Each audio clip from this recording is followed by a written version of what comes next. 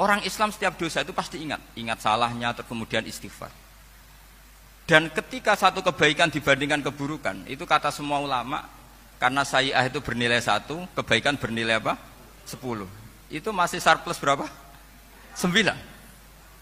Jadi itu cara berpikir Abu Hasan Asyadzili. Kenapa kamu harus berpikir positif tentang Tuhan? Sekali berpikir tentang negatif, itu bahaya betul. Misalnya begini, kamu berpikir tak rewangi jadi kiai, sujud, rukuk, ternyata aku tetap lebu neraka. Gunane apa? Itu menurut saya kan nggak punya akal. Sujud itu satu kelaziman menghamba kepada Allah. Normalnya seorang hamba itu ya sujud.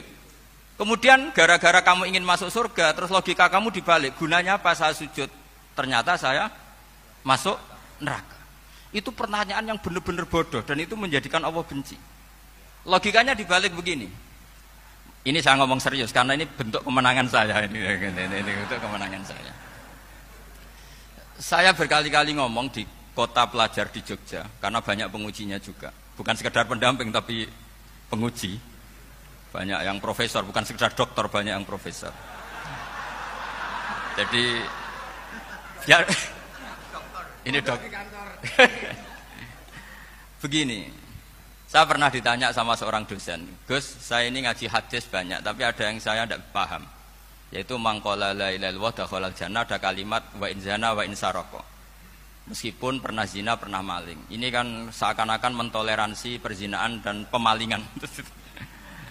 Terus saya bilang, oh makna hadis itu seperti ini. Jadi kebenaran absolut, kebenaran yang mutlak itu tidak akan terganggu oleh status perilaku seseorang. Saya berkali-kali memberi contoh.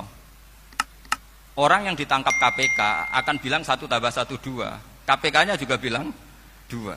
Rivalitas dalam politik, Pak Prabowo ya bilang 2, Pak Jokowi juga bilang 2. Orang yang zaniyah, yang lonte pun akan bilang 2. Muftinya juga bilang 2. Ketua MUI-nya juga bilang 2. Artinya gini, kebenaran yang absolut adalah kebenaran yang siapapun akan meyakini seperti itu. Seperti 1 ditambah 1, 2. Kamu punya musuh bilang 2. Kalau ibu-ibu ini punya maru, ya marunya bilang 2 tadi tambah mama. Enggak tahu saya terjemahnya apa tadi. Nah, kebenaran yang absolut itu kebenaran yang siapapun pasti mengakui. Dan uniknya begini, saya kalau saya pernah ngaji acara himmah, acara pondok sarang di Demak. Kalau kamu bilang 1 ditambah 1 menjadi 2, untuk mengatakan 2 itu kamu butuh hadiah enggak? Mereka semua jawab enggak. Kita semua enjoy saja mengatakan tembok itu putih. Kenapa? Karena memang putih. Kita mengatakan 1 tambah 1 2 karena memang kita tanpa presentasi dapat hadiah, dapat penghormatan. Kenapa untuk mengatakan Allah itu Tuhan kita butuh surga? Memangnya kalau tidak ada surga Allah tidak jadi Tuhan? Ini problem orang soleh-soleh yang terlalu pesimis. Makanya nanti orang-orang soleh itu masuk surganya berat. Tapi kalau orang alim lebih gampang kira-kira seperti itu. Iya, karena kan imannya lebih bagus. Dalam hadis qudsi Allah ini yang dibuli orang-orang soleh. Laulam akhluk jannatan wala naron alam akun ahlan an uto'ah. Dalam hadis qudsi itu, kalau saja saya tidak menciptakan surga dan neraka, apa saya tidak jadi Tuhan yang perlu ditaati? Apa kalau kamu tidak saya kasih uang 1 juta terus bilang 1 tambah 1 11? Enggak kan? Tetap bilang berapa? 2. Kalau kebenaran absolut yang 1 tambah 1 kamu bilang 2 meskipun tanpa mendapat hadiah. Kenapa untuk bilang Allah Tuhan kamu butuh hadiah surga?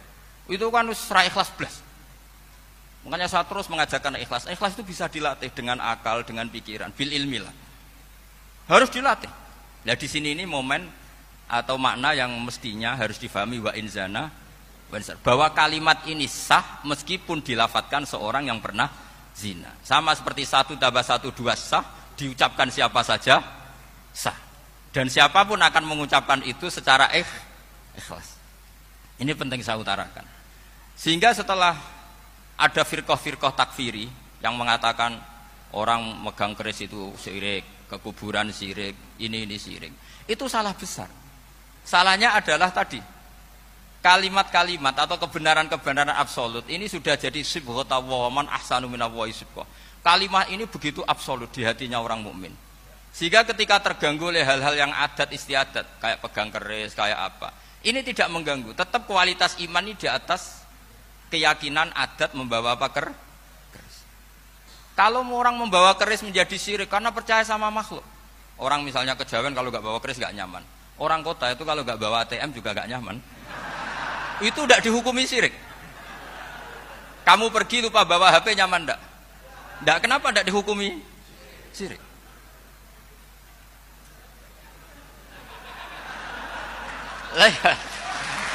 Jadi ini logika. Jadi makanya ini Gus Reza boleh ngeritik saya. Saya itu berkali-kali bilang, saya termasuk ulama yang mau bikin gerakan cangkem elek.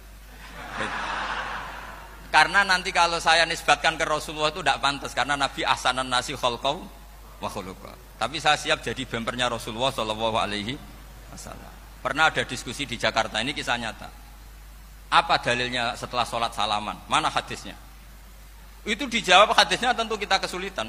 Kalaupun ada hadisnya dhaif semua yang masalah musafahat. Akhirnya mau tidak mau dijawab pakai cangkem elek. Boleh enggak kamu setelah salam nyalain HP yang off? Boleh. Boleh enggak ke kamar mandi? Boleh. Oh berarti kencing boleh, nyalain HP boleh. Yang enggak boleh itu ingat Allah. Karena mereka mengkritik wiridan, ngeritik salam. Akhirnya mikir deh. Ada enggak hadisnya orang setelah sholat nyalain HP? Enggak ada kan? Tapi mereka nyalain HP enggak hambatan. Tapi untuk salaman masalah kan? Ke kamar mandi boleh, tapi untuk wiridan tidak boleh. Akhirnya mereka sadar, oh iya. Lama-lama dibisi gini yang kelompok itu. Kamu itu korban aliran supaya kamu gak ingat Allah, ingatnya HP-nya. Sehingga orang wiridan kamu kritik, orang nyalain HP tidak kamu kritik. Itu kelompok itu adalah kelompok orang-orang yang supaya orang Islam itu lupa Tuhannya. Itu gerakan cangkem elek, tapi jadikan orang sadar.